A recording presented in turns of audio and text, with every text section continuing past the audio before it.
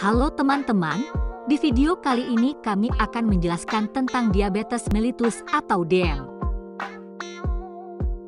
Sebelum lanjut ke materi, kami dari kelompok 12 yang beranggotakan Rifa Nazah Alfiah, Delis Aprianti dan Sylvia Gita Maharani dari kelas B, Prodi S1 Keperawatan, Stikes YPIB Majalengka.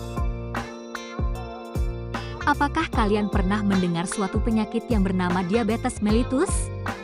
Diabetes mellitus atau sering dikenal sebagai penyakit gula adalah suatu penyakit gangguan kesehatan di mana kadar gula dalam darah seseorang menjadi tinggi karena tubuh tidak dapat melepaskan atau menggunakan insulin. Ada beberapa klasifikasi diabetes mellitus yaitu ada tipe 1, tipe 2, tipe lain, dan diabetes mellitus gestasional. Tipe 1 dikenal dengan diabetes tergantung insulin.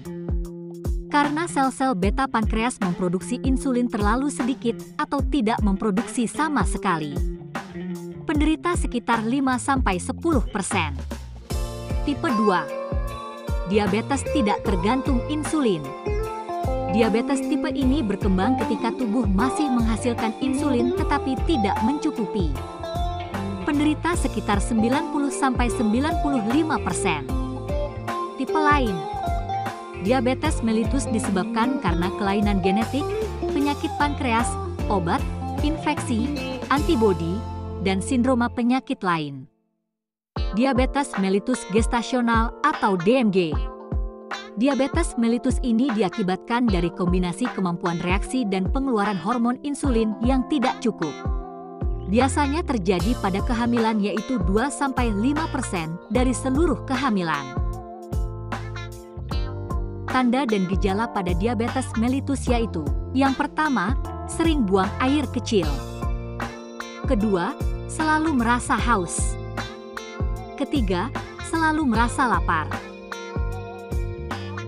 Yang keempat, pandangan buram. Kelima, berat badan turun drastis. Keenam, kesemutan atau mati rasa. Selanjutnya, yang ketujuh, kadar gula darah tinggi. Kedelapan, cepat lelah. Kesembilan, luka sulit sembuh dan yang terakhir gatal di daerah kemaluan wanita. Adapun faktor risiko seseorang yang terkena diabetes mellitus yaitu terjadi karena yang pertama, ada riwayat keluarga dengan diabetes mellitus. Kedua, riwayat kehamilan dengan diabetes mellitus. Ketiga, usia lebih dari 40 tahun. Keempat, gaya hidup yang kurang sehat. Lalu yang kelima, kegemukan atau berat badan berlebih. Keenam, dislipidemia dan yang terakhir ketujuh, kurang aktivitas fisik. Seseorang dikatakan diabetes mellitus atau DM apabila 1. Gula darah puasa atau GDP lebih dari 126 mg/dl.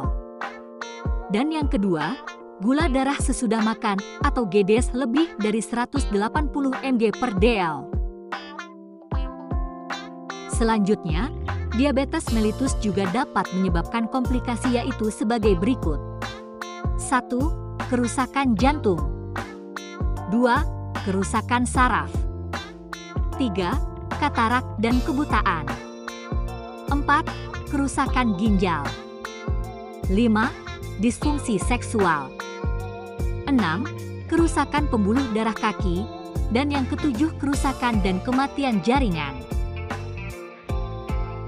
Pencegahan diabetes mellitus. Kalian bisa mencegah diabetes mellitus dengan 3 cara yaitu: yang pertama, cek kadar gula darah secara teratur. Lakukanlah pengecekan gula darah secara teratur. Hal ini penting untuk mendeteksi diabetes secara dini sehingga dapat segera ditangani dan meminimalisir kemungkinan terjadi komplikasi. Kedua, konsumsi makanan yang sehat dan jaga pola makan yang baik. Jangan mengkonsumsi makanan yang banyak mengandung gula, lemak atau minyak, dan garam secara berlebihan. Lalu, yang ketiga, menjaga berat badan ideal.